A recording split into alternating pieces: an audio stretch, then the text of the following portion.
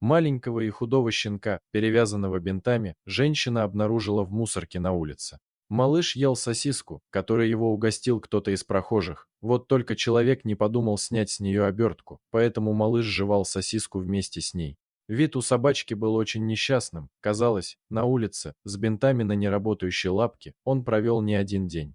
Рассмотрев щенка поближе, можно было обнаружить следы десятков медицинских процедур, создававших впечатление, что малыша попросту залечили. Девушка Аня, нашедшая щенка, убеждена, что его использовали для практики будущих ветеринаров, а когда что-то пошло не по плану, просто выбросили на улицу. После того, как малышу сделали рентген, стало понятно, что девушка права, но даже опытные врачи не могли до конца понять, что и какими методами пытались вылечить у щенка.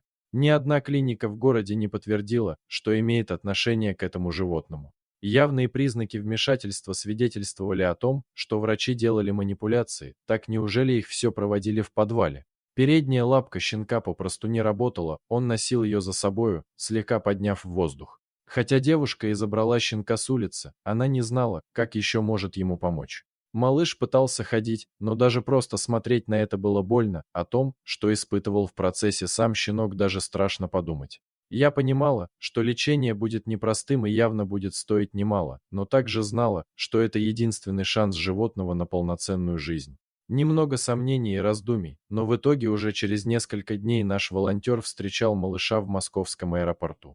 Аня сделала все от нее зависящее, чтобы помочь малышу. Для начала она просто не прошла мимо. Пса мы назвали Лаки.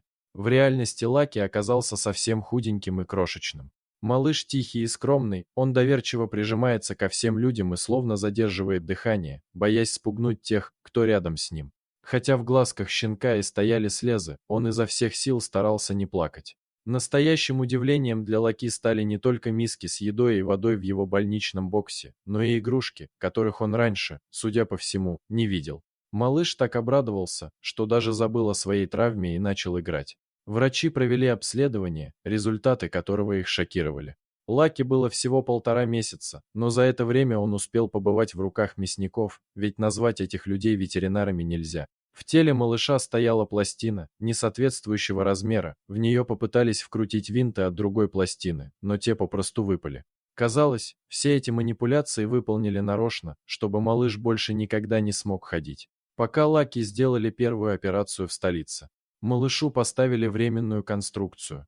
Быстро исправить тот вред, который ему нанесли, не получится, потребуется еще вторая операция и третья, которую проведут, когда малышу исполнится год. Лаки тяжело переносит оперативное вмешательство, ведь он еще совсем маленький, но мы верим, что у него хватит сил для того, чтобы восстановиться полностью.